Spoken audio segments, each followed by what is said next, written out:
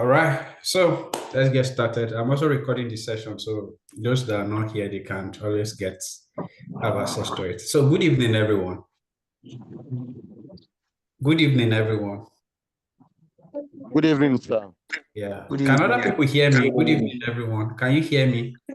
Yes. Okay. Yeah.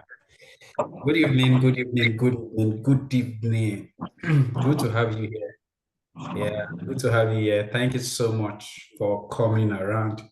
So let me start off with an introduction because quite a number of you here will just be meeting me for the first time. I don't know who this dude is that is calling a meeting and putting everybody together in this WhatsApp. So let me just do a brief introduction.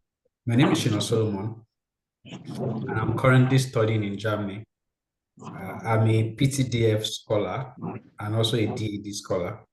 So the first scholarship I won 2 years ago, around 2023, was PTDF, the same scholarship that is currently ongoing, Petroleum Trust Development Fund.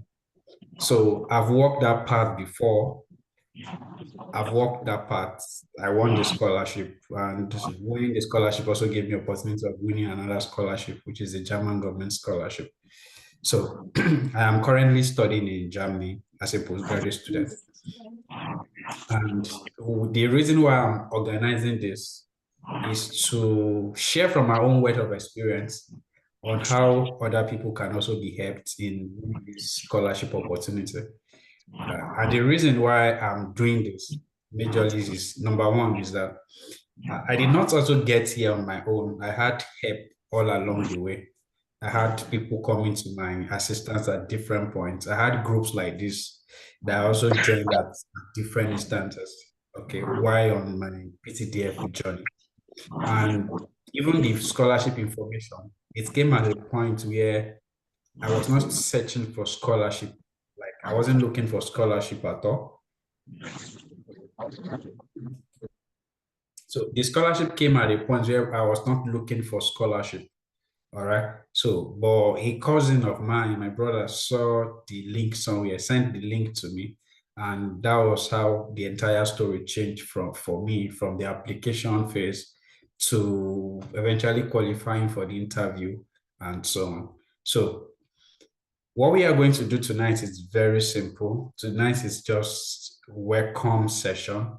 And I'm going to do two things. Number one is introduce you. It's also going to be quite interactive. Introduce those who have never heard about the scholarship before, introduce you to the scholarship. Then give you opportunity of asking questions because in the group I realized some people had been asking some questions. So every questions you need to be answered, every clarifications you want. I'm a scholar, so I've benefited from this scholarship. So it's a scholarship I know so much about because I'm a beneficiary of that scholarship. So I'll be able to provide all the clarifications, answers that you need tonight. Then I will unveil a roadmap to you because this is a training. And because the scholarship also will be ending in 3 to 4 weeks from now on the 28th. So, and today is 27. So it means that in 4 weeks' time, this scholarship will be ended. So I will also be telling you how you can strategize to meet up with the scholarship application. And also what you need to do basically to eventually win this application. I'll be sharing all with you on this journey. But everything is not tonight. Then lastly, I also have a bigger one whereby I'll be bringing some other scholars on board. People have also won this scholarship so that you can also hear their own story. And that would also inspire you on this journey. So that's the entire roadmap. But kicking off now, I'll be sharing my screen. So let me ask, is that clear? The next thing I want to do, I want to share my screen so that you can see the scholarship requirements, what the scholarship is about, what do they need from you, what is the prerequisite to win the scholarship, and so on. Then I will do that. But before I go on to share my screen, I want to ask what I said now, is it clear? Yes, sir. Yes, sir. Okay, good. So let's move to the next phase of sharing my screen and letting you know what the scholarship is entirely about.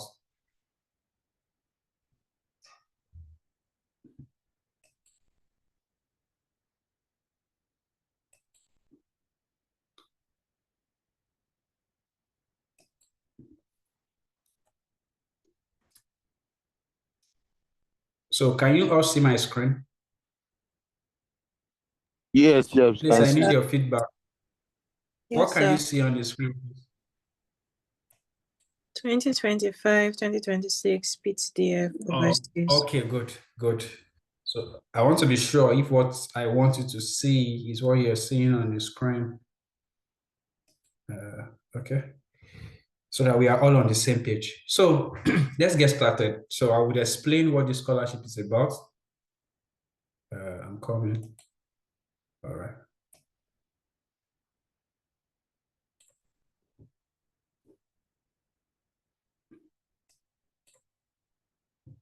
So this is the 2020 PTDF full meaning, first and foremost, is Petroleum Trust Development Fund.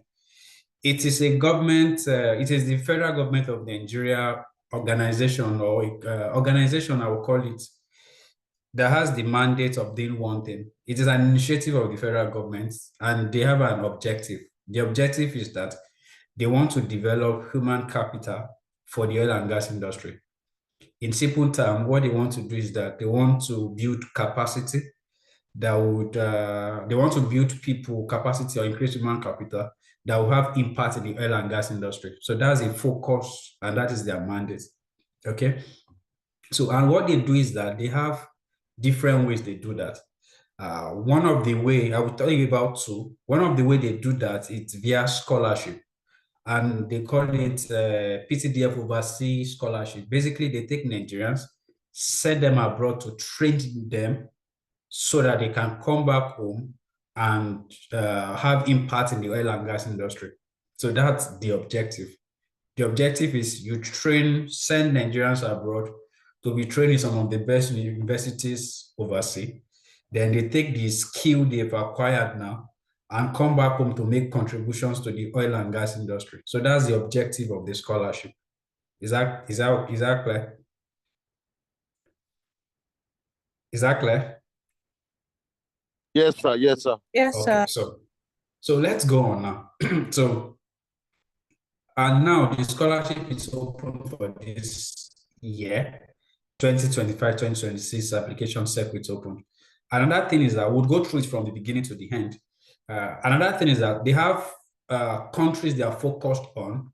It is a scholarship overseas, but not in all countries. So the countries where they train people, where they send scholars to are United Kingdom, UK, Germany, France, and Malaysia.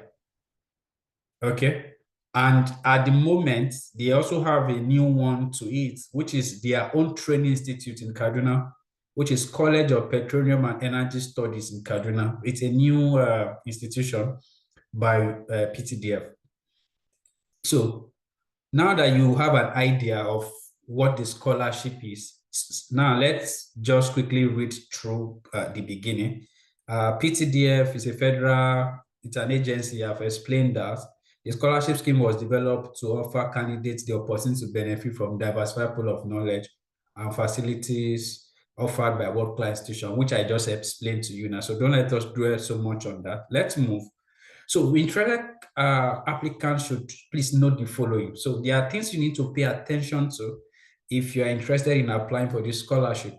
Okay. Number one is that the application is for the 2025 academic session. It means that the application is for this year. Okay. Number two, the scholarship is limited to PTDF approved courses at PTDF partner institutions. What it's saying is that PTDF already have some schools that they partner with. So the students will basically study in those schools. So I will show you where you are going to see all the list of the schools they are partnering with in the different countries very soon. Okay. Scholarship will only be awarded for studies relevant to PTDF mandates. So it means that you can say, okay, I want to take PTDF to go study medicine or to go study agriculture. So what they are saying is that whatever course you want to go and study should be a course that is in alignment with PTDF objective or mandate. And I said from the beginning, the mandate is to build human capital for the oil and gas industry. So this means that irrespective of the background you're coming from, you have to see how can my current studies fulfill solve a problem in the oil and gas industry. Okay. So that's another thing you need to put at the back of your mind.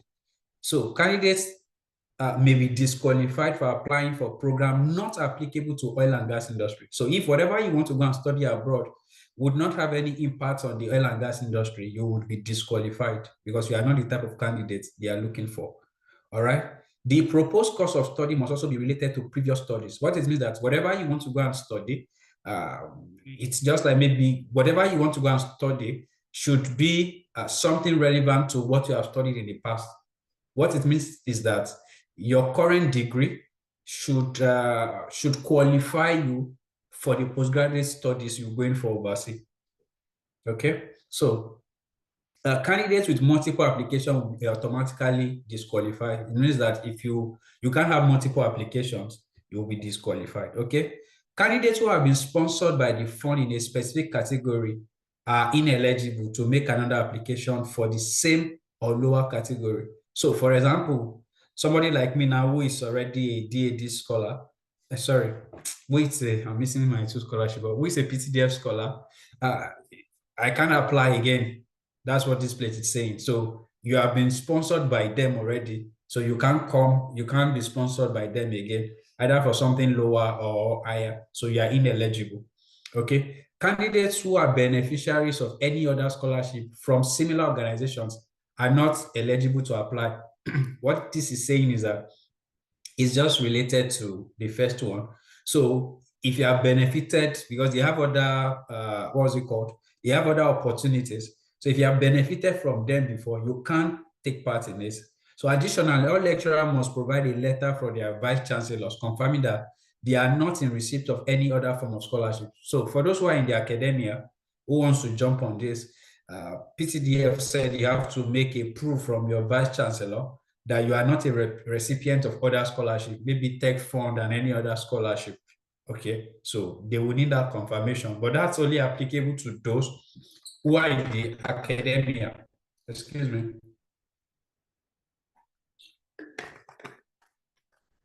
To those who are in the academia. So let's go on. So this is it. The PTDF 2025 scholarship program, strategic partnership with University in United Kingdom, Germany, France, and Malaysia. These are the 4 countries they sponsor their students to. Okay, for 2025, there are some new developments, which I'm also going to share with you. For the 2025, applicants will be limited to PTDF partner universities in the United Kingdom, Germany, France, and Malaysia, where the fund is confident that the scholarship's high standards can be maintained and the scheme's objective will be best served. Yes, talking about their partner institutions, that's where you're going to have the program. So for UK this year, prior to this time, okay, last year and previous applications, for people who are going to UK for NSC and PhD, who are going to UK, you have all your program in the UK. But there's a new development in this year. And the new development is that they are having what we call split site UK PhD. It means that people who want to study, who wants to win this scholarship, or who eventually win this scholarship for their PhD in the UK, what will happen is that they will not spend all their years in the UK. They would, part of their program, okay, will be here in Nigeria at this institute, College of Petroleum and Energy Studies, Kaduna, that this by PTDF. So let's say if your PhD is will take you 3 years, possibly you spend 1 year in Nigeria, then 2 years in the UK or whatever, or maybe 2 years in Nigeria, 1 year in the UK. Okay, so that's the new model, but that's not the model in the past, but that's the model for this year. Okay, so and the reason they are doing that is that they also want to develop local content, they also want to develop capacity at home, also for the oil and gas industry. So put this at the back of your mind. If you're going for a PhD, okay, if you'll be going for a PhD, you need to put this at the back of your mind, that at the end of the day, as a PhD candidate, if you have UK in mind, you'll be spending some of your time here in Nigeria and the other part in the UK. So let's go. So for you who will be going to UK for your PhD, for the split side UK partnership, they have schools that they are partnering with in UK, and that is the Robert Gordon University. So approve, if you click here now, we can go to list of here. This page now gives you the list of, I will still put this link on the group so that you have access to the whole of this information. So here now you can see the list of all the programs that you can take in this institution in the UK. But don't worry, I will drop the link on the group so you can directly have access to the information. So same thing with Robert Golden University, the second one, Strathclyde University, the University of Portsmouth. So these are their partner universities in the UK that you can explore. Okay, these are the schools where you can study in the UK for your PhD. All right. The collaborative model aims to enhance research relevance, build local capacity, and foster international academic exchange. And this is only applicable to people who are going for PhD in the UK. All right. So let's look at other countries. So what about MSc in the UK? If you are going for MSc, this is not, you are not going to spend some time here in Nigeria and in the UK. And you know, UK MSc is also a year. So you would have your 1-year program in the UK and that's all. All right. The PTDF is in partnership with 18 top-ranking universities in the United Kingdom to deliver world-class master's degree in oil and gas field in line with fund mandate. Kindly click here. So when we click here, we have a here now it brings us to all the schools that let me open this in a new tab. So we are still going to explore. Let me open this in a new tab. Oh, okay, let me just duplicate it. So we're still going to come here. You see the schools and the different countries. This is for France. If you put UK here, you'll be able to see UK schools and so on.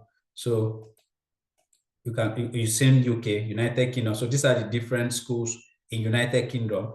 The MSc students can have their studies. All right. So let's go back. So, and that's for UK. So what about other countries? So UK is different in the sense that the scholarship also works. I think I need to call your attention to that. If you are going to UK, the scholarship is divided into two. It's into two packages. There's the UK and there's what we call the GFM. The GFM is the block for Germany, France, and Malaysia. Okay. So this is how it works. If you want to go to UK, you will go to UK. But if you pick the GFM block, what it means is that I can pick France, for example, and eventually study. I can interswitch between either Germany, France, or Malaysia. Okay. But for UK, you can't. If you go to UK, if you pick UK, you can never come to either Germany, Malaysia, or France. But if you pick either Germany, France, or Malaysia, you can say, okay, I got admission for Malaysia. I want to move to France. It's possible. At the application phase, I pick Malaysia, but I want to go to France. It's possible. You can move. Okay, that's one thing about the GFM. So you can move within the 3 countries, but when you pick UK, you can't move. All right. So under this strategic partnership in Germany, France, we continue to sponsor. So here is just talking about they will continue to sponsor students here. So when you click here, you see the list of universities, like we have here, list of universities. If you put Germany, you will see all the different schools in Germany.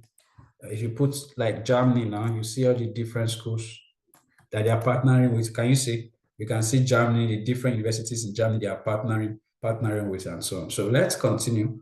All right. So let's now look at the now that you will know these are the countries you can go and the partner institutions in those countries and available courses.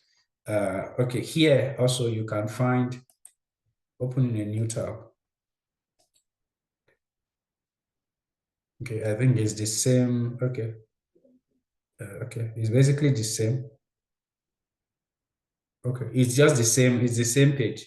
So now that you have the list of schools and institutions you could go for, then the next thing you have to look at now is that what are the selection process? So how do you get the scholarship? Excuse me. So you currently know the schools and the countries. The next thing is that what is the selection process? to winning this scholarship.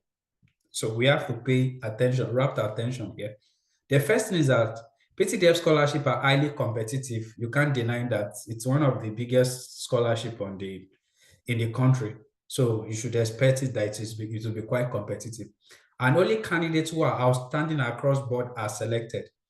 Based on the submitted document, okay, applicant with highest point under each category from their respective states will be invited for an interview where a selection committee will be constituted to assess application using the following criteria. Another thing you should also know about this is this. Why it is also quite competitive. You are also not competing against everybody from all over Nigeria. You are competing against people from your state. Yeah, every state has a quota. Okay, so at the end of the day, it is the 36 states and the FCC 37. People from those regions are the one competing among themselves. So why it is a national scholarship? At the end of the day, your rival are actually not, for example, somebody from Kogi, it's not a rival to somebody from Lagos. Why? Because they are coming from two different states. But somebody from Kogi is a rival to another person from Kogi. So that's how it is. It is national, yes, but on the other hand, it is also in states. So the competition is among people from your state who you are competing with. All right. So put that at the back of your mind also. So merit as evidenced by the quality of degree. So what are those things they pay attention to? And that thing I need to bring your attention to in this scholarship, in the selection, is that PTDF is point-based. What I mean by point-based is that everything carries points. From your O-level to your first degree, to membership in professional body, they all carry points. How many A you had in your WAEC, they all carry points. Did you finish with a first class or a 2-1? They all carry points. Okay, so let's go on. Merits as evidenced by the quality of degree, full academic transcripts and other professional qualifications acquired, relevant publications to be referenced by applicants, and this is applicable to PhD applicants, membership of professional bodies. For example, as an engineer, are you a member of the Nigerian Society of Engineers? Okay, and other professional, maybe are you a member of, what's it called? ICANN, maybe as an accountant. Okay, you have to provide that because every of those things carries a point.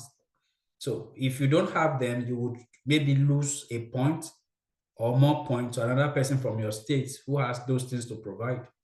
All right. So the viability and relevance of the study and research plan. So what is and this is more applicable to PhD. The PhD program or research you're going for, what relevance does it have to the oil and gas industry? Okay. What relevance does your program have in the oil and gas industry? So that's another vital thing you need to consider. Relevance of previous studies to the oil and gas industry and the proposed course/stroke research. So what this place is saying is that, for example, somebody who has studied maybe Igbo or Yoruba or language in their first degree, I want to come on board for PTDF scholarship.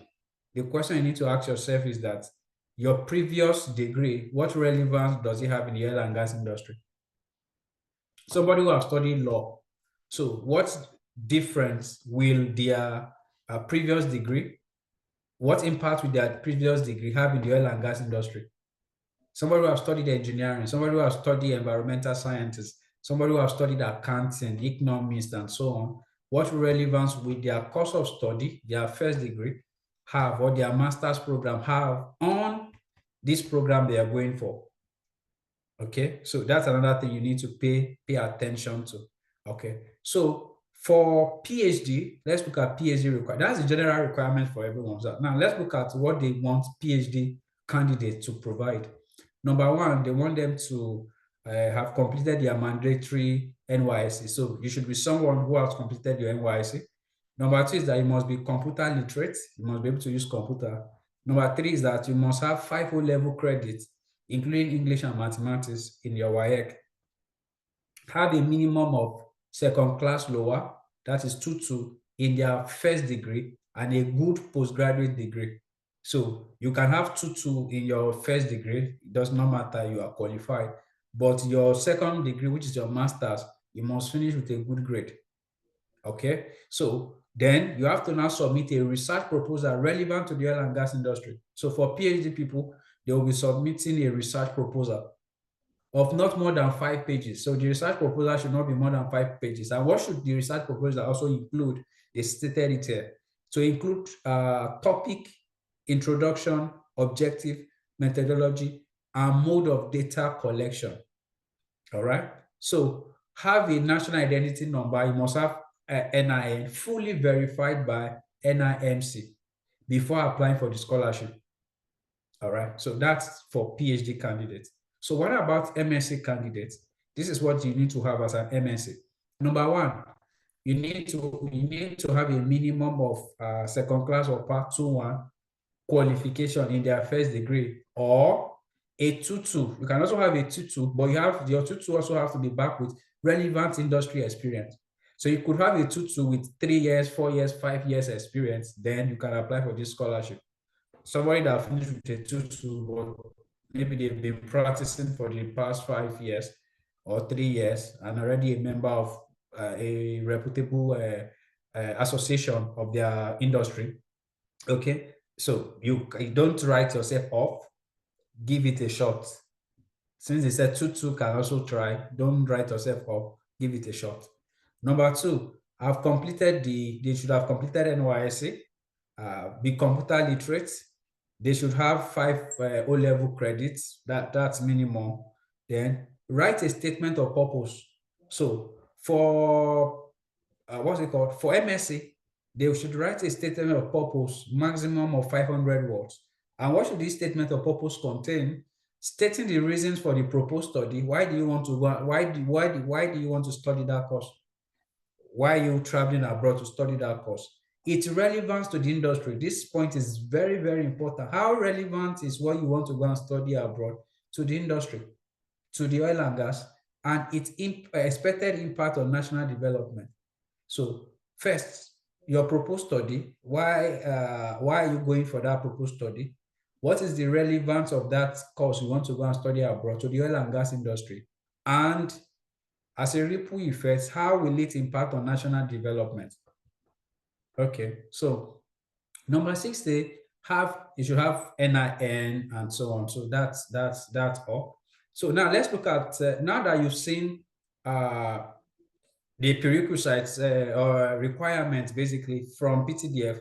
Now let's look at those documents they expect you to submit as an applicant.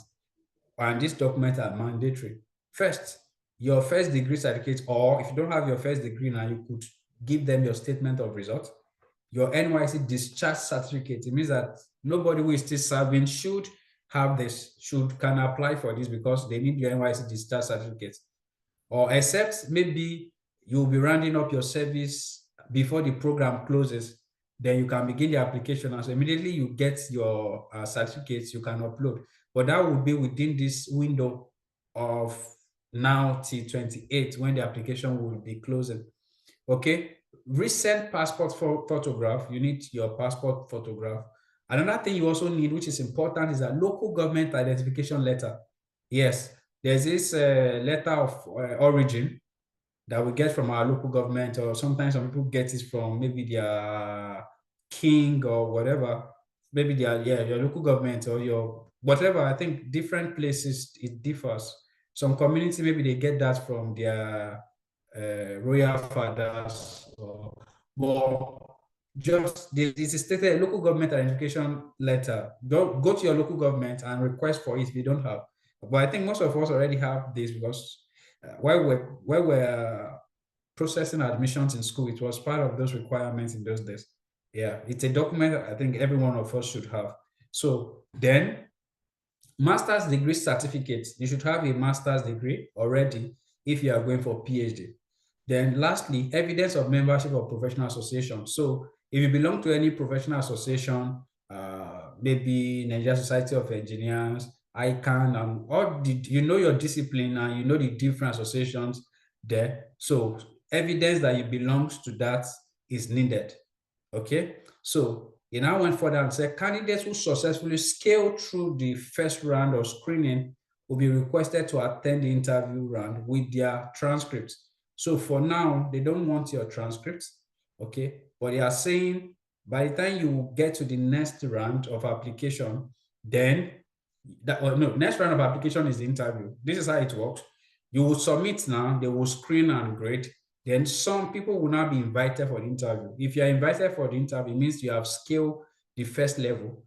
This is after the interview, those who now pass the interview are the one who eventually gets the scholarship. So it's more like a two-phase journey. You apply now, you are screened. If you qualify to interview phase, that's the second. Then those who get the scholarship eventually are those who scale through the interview phase. But for now, none of us is at the interview phase.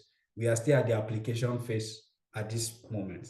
Okay, so that is what this place is saying. So they now said the first, what's it called? The closing date for the application is Wednesday 28th, as I said before. So, and today is 27. So basically just have like a month, 4 weeks to apply for this program. So that means you don't really have time, especially if you don't have this document at hand already. Okay, so the next thing I also want to show us now is that how do you apply?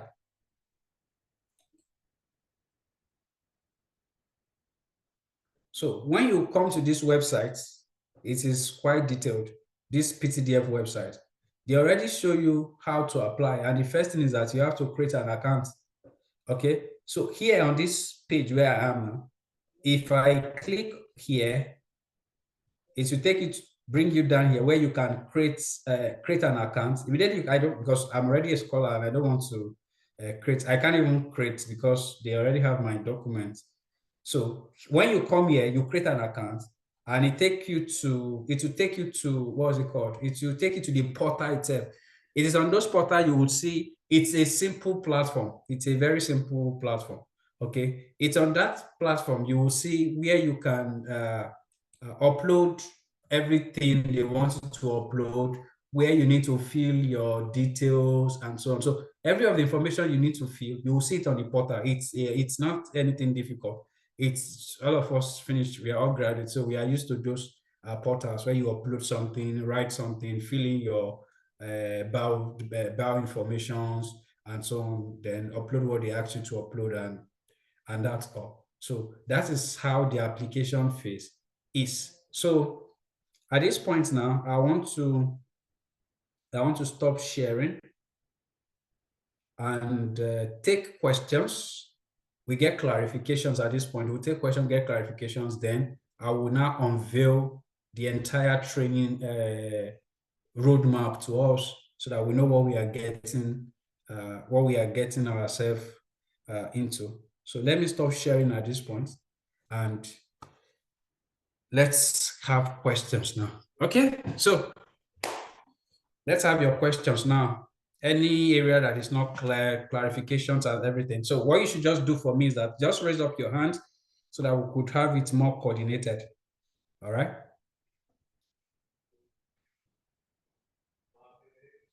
So questions. Can you hear me? Okay. All right. I think we have one hand here. Rohi, yeah, please go ahead. Unmute yourself and go ahead with your question.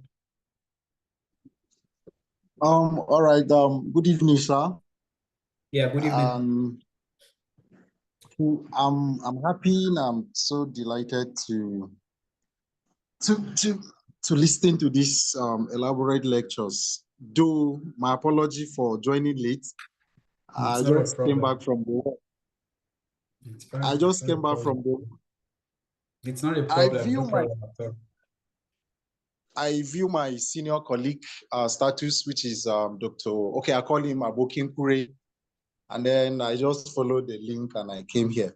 So, sir, okay. I just a clarification. Okay, I am a doctor. I'm a dental surgeon. I study dentistry. Okay. And though, like I said, I came late, but during the lecture processes, I discovered that the whole thing is more of like engineering, and, you know, accounting, stuffs like that. So I don't know, maybe just for clarification's sake, are there ways, or maybe are we also like eligible to apply for things like this? So thank you, Okay, sir. let me take it on from there. First thing you have to basically do is that, so it looks engineering, but the truth is that it is not only engineering. And let me explain how the oil and gas industry works to us so that you would understand. For many of us, I know we are not familiar with the nitty-gritty of the oil and gas industry. The oil and gas industry have three sectors: upstream, midstream, and downstream. So let me explain how this works. Upstream, it's where the drilling itself happens. Geologists, a lot of drilling, they drill the oil. Midstream is the transportation of the oil to a refinery. So when the oil is now processed, the next place, the next stream or sector is the what's it called? Is the downstream. That is the distribution, supply chain, the different filling stations that we see all around, scatter around. They are all operating at the downstream. That's the sales and so on. Okay. So what you would do is this, and I think that was the same thing I did then, is to look at the, now you have an overview of the oil and gas industry. Because for most people, it's an industry they are not familiar with, which I understand. Even myself, I had to learn about the industry so that I could look at, okay, where can, at the end of the day, if you are writing an SOP or talking, you can't solve problem for the entire oil and gas industry. You can only solve problem for a particular sector of the oil and gas industry, which will be either the upstream, midstream, or downstream. Okay, so if you can categorically convince PTDF that this my undergraduate program also can solve this particular problem in this stream, you're good to go. That is what they are basically capitalizing on. That what relevance does your, and that's why we have people who are accountants, accounting law, people who are accountants getting PTDF scholarship.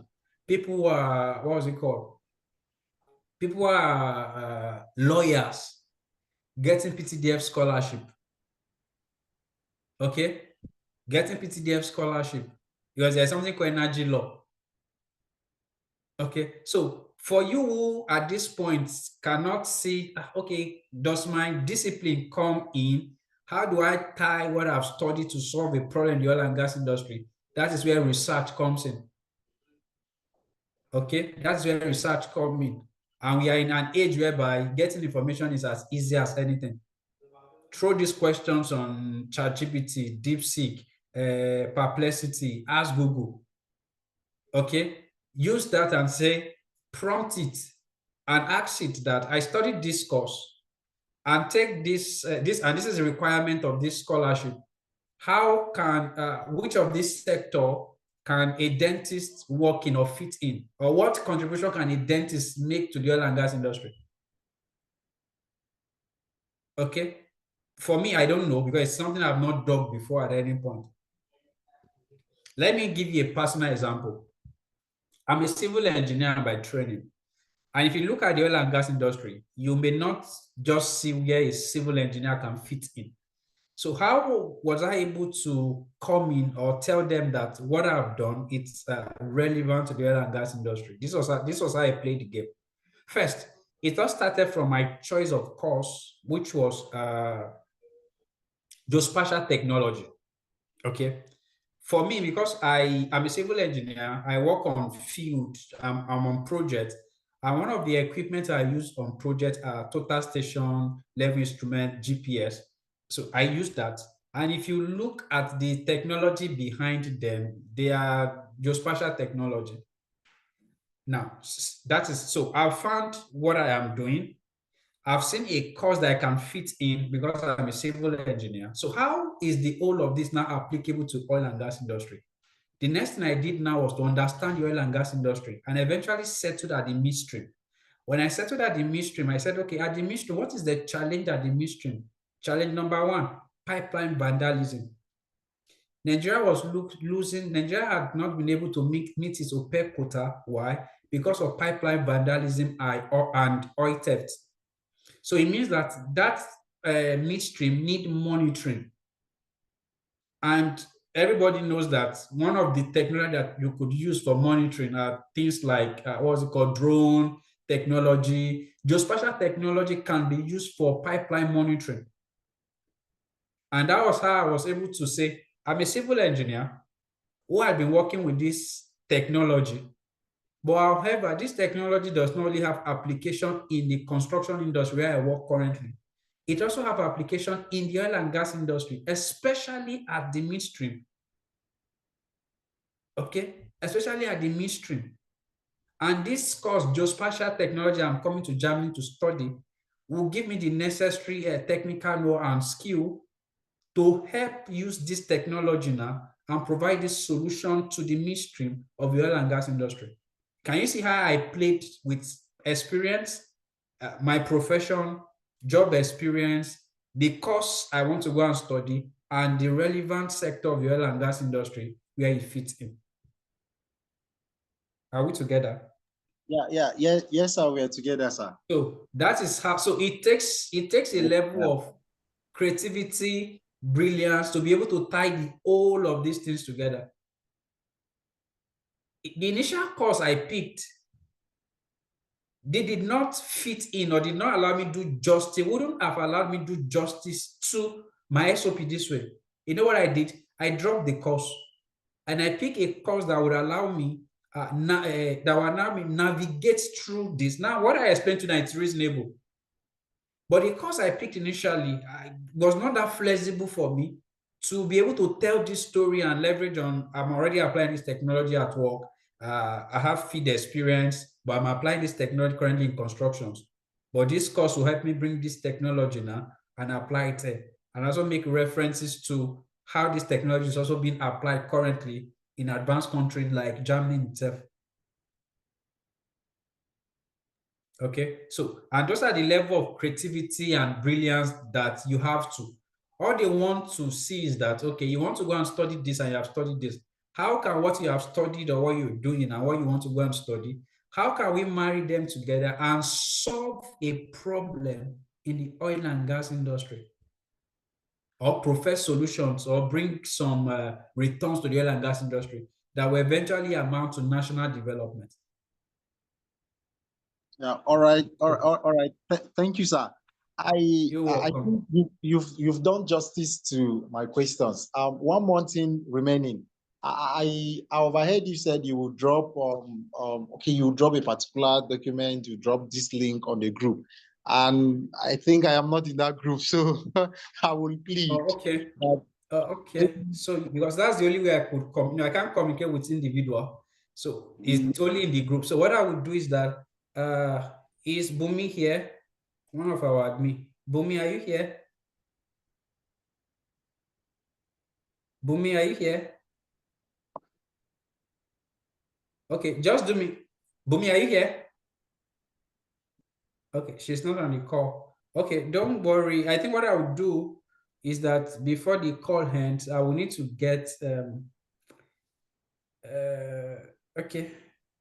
Just remind me before we end the call. So I will just need to get the what's it called? Get the link and put it in the chat here so that you can just click on it and join the group, because that's the only way I can drop any further information. And that's why we'll be having the training itself. Okay. All right. Thank you, sir. You're welcome. You're welcome. So can we get more questions? Or is it clear?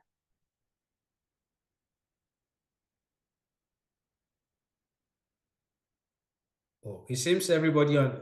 Okay. Anybody who is raising their hands, if you have questions, you can just kindly go ahead, unmute yourself and ask your questions. You want clarifications on anything, kindly, because you're on this call, you should take advantage of it.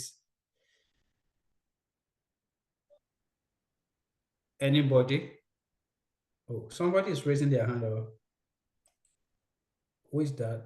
If you have raised up your hand, please just unmute yourself and ask your question. Oh, okay. It's not a question, sir. I said I have Okay. dropped the group link to the chat Oh, box. okay. Oh, all right. Thank you very much. Thank you. Please, Roy, right? Please, you can just click on the link from the chat and get into the group. All right. Any Good other evening. question? Yes, good evening, sir. Yeah, good evening. Thank you so much for that wonderful presentation. You're welcome. It's my pleasure. Yes, my name is Anthony, All right. and I heard you made mention of NYC discharge certificate. Yeah. Is age? I want to ask if age is really a barrier. Is it a consideration in this application process? Age was not mentioned. We went through the entire requirement. Age was not mentioned anywhere. Okay, because some of us we don't have the discharge certificate. Rather, we have the exemption certificate. Present So I that, don't no know. problem. No, Okay, present okay. that. That's what you have now. Oh, So it means you, oh, what is it called? You didn't serve, but you have the exemption certificate. Don't, because like I went for youth service, and on that page, they did not mention anything about age. Did we see anything about age there? No. So don't start developing code fit. Apply. Okay, since they okay. did not categorically say on that platform that if you what you have is an exemption letter for NYC, don't apply. There wasn't anything like that. So whatever you have that is related to NYC, give it to them. Okay, thank you, sir. Yeah, you're welcome. Any other question tonight? Good evening, sir. Good evening. Good evening. Yes, my name is Samad. Okay, Abdusama, welcome. I just wanted to ask concerning the interview after the first round. I don't know, maybe if we can get the kind of questions that may be asked and what we should prepare for the interview. For now, don't bother your head about interview. The first thing is putting forward a very good application. Then interview will come later. So it's more like you are in primary one and you're already thinking about how to write WAEC. Or you, how would I put this? You just in GSS one, you're already thinking about how to write WAEC. You should pass GS1 first before you start thinking. You understand? Okay. So that would model your head up. Let's take it step by step. Let's All right. put forward a good application and even qualify to that stage of interview first. Then we can now start talking about how to go about interview, because that's another journey again on its own. All right. All So right. for Thank now, you, let sir. us And stick with the application. yes, sir. Secondly, concerning the SOP, and Okay. because okay, some of us, I think we are new to this system of writing SOP and all that. I don't know Okay. if there will be a way of, okay, maybe somebody helping us to review what we have written concerning the SOP in order to have good chance of winning. Okay. Yeah, let me answer that. Okay. And also let me unveil the plan to us. Okay, let me unveil the plans. I have a model I have designed. Unfortunately, I will not be able to review individual SOP. Why? Like I'm in school, so like now I had to drop all my work to just do this. So I won't be able to review individual SOP. But this is what I'm going to do. I'm going to train you. Like we are going to have a training on SOP writing. And I'm also going to, in that training, I'm also going to review some SOPs, my own SOP that gave me that scholarship. I'm going to review it. You'll see the strategy. Then I'll also review to you some SOP I've worked on in the past. Some got scholarship. Okay. Then lastly, I'm going to share a resource with you that has like almost 500 SOP. I think maybe around 500 or no, I think maybe 100, not up to 500. That has a whole lot of SOP samples. Okay. All right. So, and I will tell you the key things you need to pay attention to also for PTDF SOP, because different scholarship have different objectives. And in writing SOP, something is very important. your ability to align your whatever you are writing with the scholarship objective. I will hammer on that in that training. So because I can't review individual SOP, I would rather just have a general training where you will take that knowledge and every resources I will be provided to you in that training, and you will be able to write your own SOP. So after, what you can do afterwards is that you could look at people in your contacts, maybe your seniors or people you know who have also won scholarship, lecturers, parents, or whoever. You could also send it out to friends to help you check your SOP. I did the same when I was applying. Like I wrote, and I gave it to friends to help me review. Okay, and their feedback was also very helpful in helping me see the loose ends, and I was able to dot on my I and cross on my T's. Okay, so that's concerning SOP. So I have that in mind already, because at the end of the day, submitting certificates, submitting membership of professional bodies, and so it's what everybody would have at the end of the day. So what would just make difference for individual is the quality of your SOP, how you are able to convince them. Like the example I just gave of my own journey now. Okay, just my ability to be able to tie my work experience, my undergraduate study, a challenge that the oil and gas industry is facing, and an application and a technology that could help resolve that. Ability to tie everything together and make sense of it, and also helping the scholarship body eventually fulfill its objective of sending you overseas. That is what you're going to do.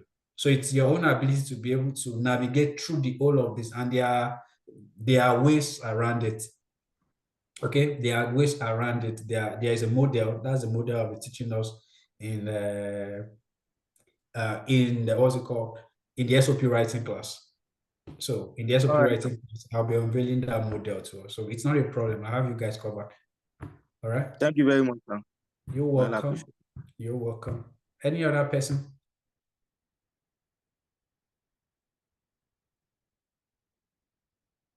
Do we have any other question at this moment?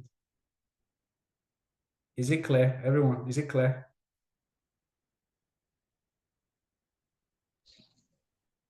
Is it clear? It is clear, sir. But hello, sir. Okay, go on, Anthony. You have Okay. something I want to ask, okay. do we need to apply for admission concurrently with the scholarship application? No. Admissions start after you've gained the scholarship. So that's when you start application to schools and like. So the first thing is that you winning the scholarship first. Then afterwards, you can now start applying to schools. Thank you. So that's how it works. Okay. Yes. Any other person? Okay, so since we don't have question, let me bring out my calendar so I can now unveil. Okay. Just a moment, let me bring out my calendar. So from now till, so this is the roadmap, because we have you don't really have time. Don't think you have time. 4 weeks is not, it's just a short time. So my first advice to you is that if you are really serious about applying for this scholarship, if you don't have time, you have to really create time to follow this application through to the end. I say something and I will say it again.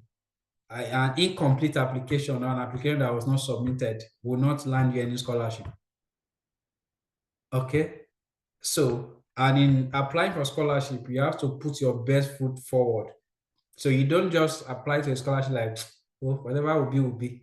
No, you apply for a scholarship like your whole life depends on it. And in doing that, what you do is that you bring everything that you know that you have and put it in it. While I was applying for PTDF, I will come back from work tired. I will just sit down in the sitting room and be writing SOP or reviewing SOP or be reading or researching. You guys are surprised that I know so much about the oil and gas industry today, despite being a civil engineer. That's work of research. Those are things you have to dig out yourself, because you can't be going to somebody's industry and you want to go and solve a problem in the industry and you don't know anything about the industry. You can't solve a problem in an industry you don't know anything about. Okay? What is the challenge that the Nigerian oil and gas industry is facing today? Because it is you knowing those challenges that will also let you write an SOP that say, this is the challenge I want to solve, because I know this is the challenge that is plaguing the industry. So, but if I have zero knowledge about the industry, zero knowledge about the challenges the industry is facing, then what problem am I going to the industry to solve or to fix? That the PTDF will now look at, okay, this guy is worth sending abroad, or this lady is worth sending abroad. So that's one thing we need to pay attention to. So you don't really have so much time. And another thing again, some of you, possibly maybe currently, some of those documents that I mentioned are documents you don't have it currently. Maybe you have to make some calls, travel to some places to get them. That's work. And you are going to do the whole of that. You are going to do the whole of that in the 4 weeks. Excuse me, please. So you are going to do the whole of that in the 4 weeks. So you don't really have so much time. So having said that, this is how I plan the program for us so that we can all work together. The first, I will leave this week for you. What's it called? Today is Sunday, right? I will leave this, and today is 27. This week of 27, excuse me. So this week of 27 till on the 10th, I will leave. So basically, I'm giving you 2 weeks. And there are tasks you have to do within that 2 weeks. Task number 1, document gathering.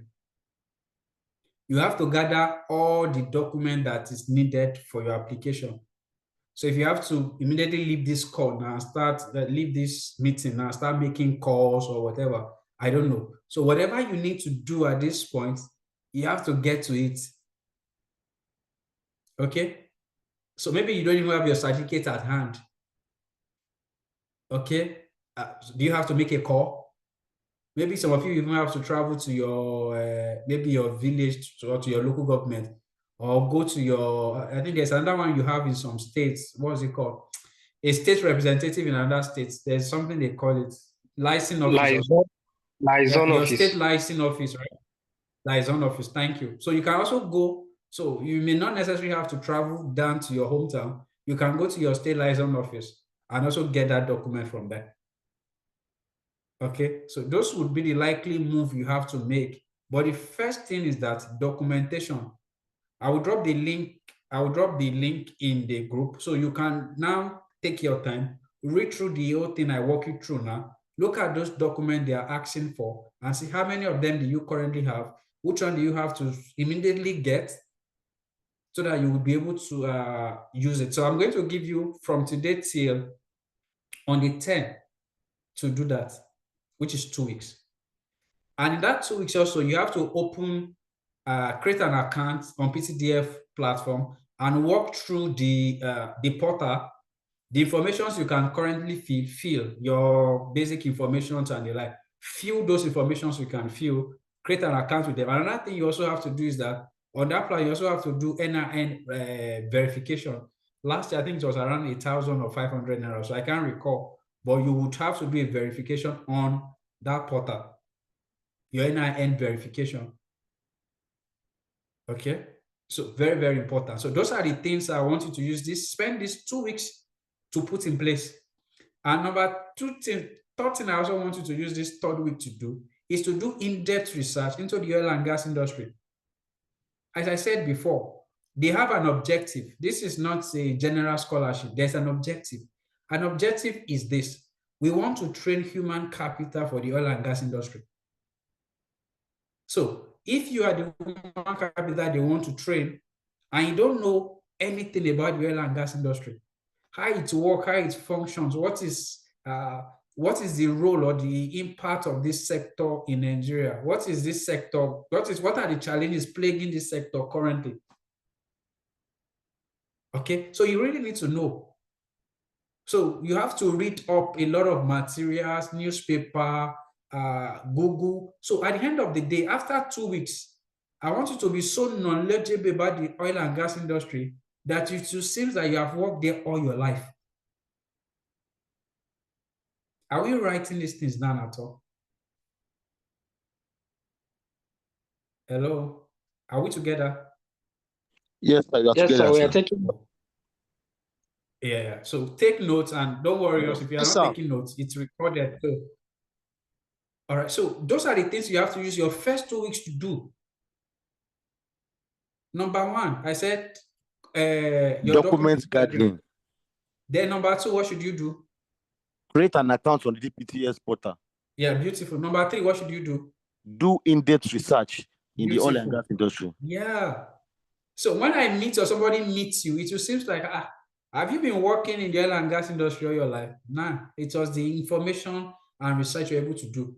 I know what that will also do for you. By the time you also go for interview later, eventually when you qualify into interview, you would be able to speak like somebody who understands the industry. So when they throw questions to you about the industry, you have so much to say.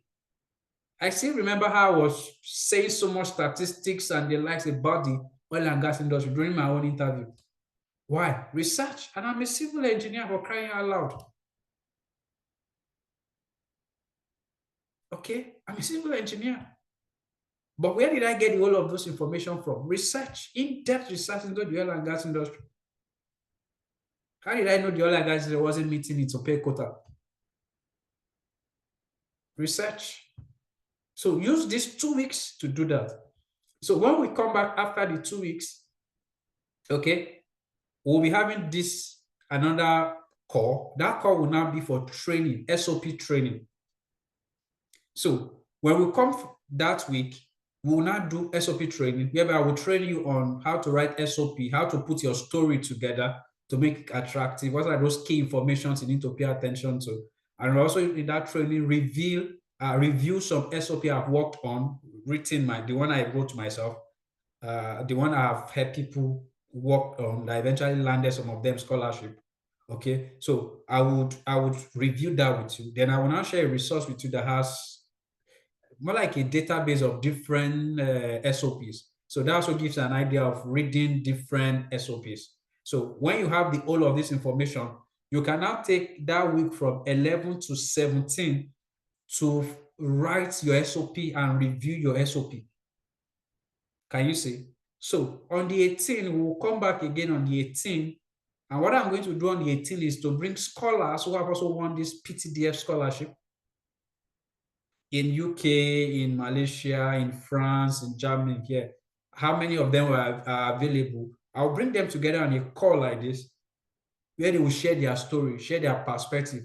You're only hearing my own story now. There could be some other things they did that could benefit someone.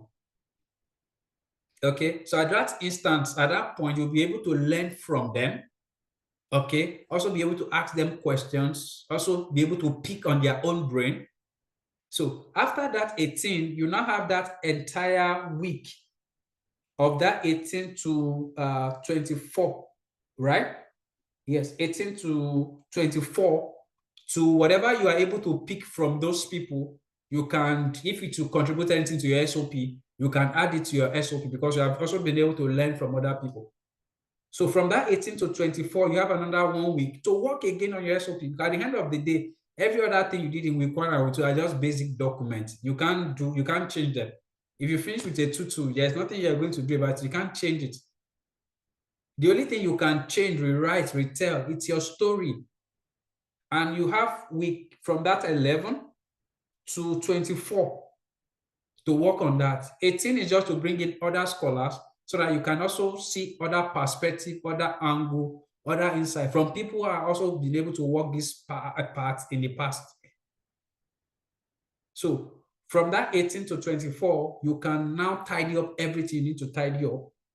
Then you have 25, 26, 27, 28 to submit. By begging the name of God, don't wait for dying moment to submit. Anything could go wrong. Anything could happen. Maybe there's no light, anything could happen. So I beg you, don't wait till 28. Immediately you know you have done all your best, you can start submitting from 25, 26. Worst case scenario, 27. Don't wait until dying moment on 28 to say, okay, 20 and so please, I beg you. Worst case, submit 24 hours before the deadline closes. And this is the entire roadmap for this training. I hope it's clear. Yes, sir. Yeah. So in the group, in the group now, because it's also a training ground. So if you have any challenge, any trouble, or something, need any help or so, you can, or want to clarify, you can drop it in the group. Myself or the admin would answer you, or any other person in the group who have answers to your problem or query will answer you. So it's a place where you can learn from others. It's also a place where you can share.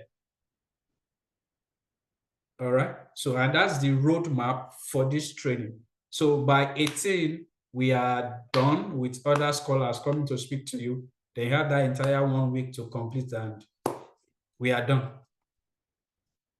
Okay. Hope that's clear. Is that clear, everybody? Yes, Yeah, sir. it's clear. All right. So that's the roadmap for this PTDF scholarship training organized by me. So that's just our way of contributing to our way of giving back and also helping you navigate your paths in this application process. So you are not alone. We are all on this journey together. Okay, so we are not alone. If you have any challenge, any issue, any trouble, anything, please drop it in the group. Ask what you don't know, another person may know. What another person know, what another person does not know, another person may know.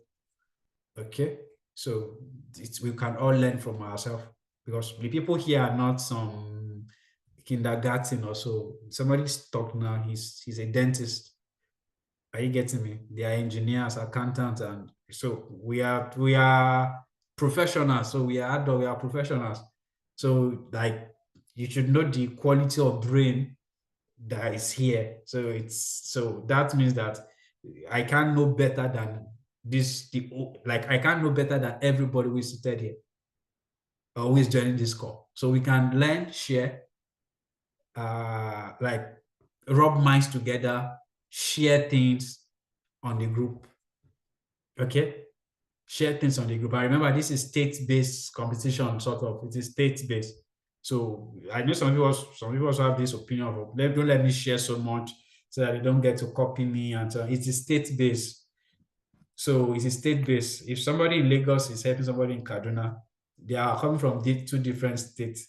Their result does not affect each other. At the end of the day, they would group people that are from Lagos origin, people who are from Lagos, put them together and grade them, whatever. So at the end of the day, it is national, but it's also state-based. Okay, it's also state-based. So that's another thing. Excuse me, sir. So yeah, go ahead. Please, sir, when you say state-based, I want to understand if it's based on where I stay or my state of origin. Your state of origin. All right. Okay, sir. The Thank state you, of sir. origin. That is one of the reasons why you are submitting that certificate of origin. So it is based your state of origin. Yes, So sir, even if you stay, okay, go ahead. yes, sir. You say we are going to submit a letter from our state. Like now, for example, I have a certificate of origin. Does that cover for the letter that I'm supposed to bring, or do I need to still go to my state to get a letter? No, you don't have to. I think most of us have that already. Certificate of origin is all they're asking for. I'm just saying, maybe there's anybody on this call who does not have that yet. They will need to go to their local government. in their state to get it. And that's one option. Option 2 is that they can also, whatever state they are, they can just walk into their state liaison office in that state. For example, maybe I'm from Kaduna and I stay in Lagos. I don't have to travel the way to Kaduna to get that certificate if I don't have it. I can just walk to Kaduna liaison office in Lagos and get the certificate. So that's the point. So if you have it already, no problem. That's what they are asking for. Thank you, sir. You're welcome. So are we good? Yes, sir. Yes, Any other question? Any other question? So in the absence of further questions, can we call it a night?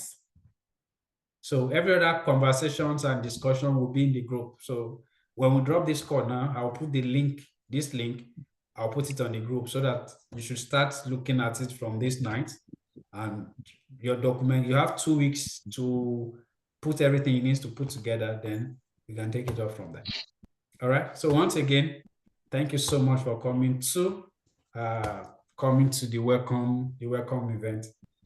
I do have a great night's rest. Okay, so bye for now, everyone. Good night, sir. Yeah, good night.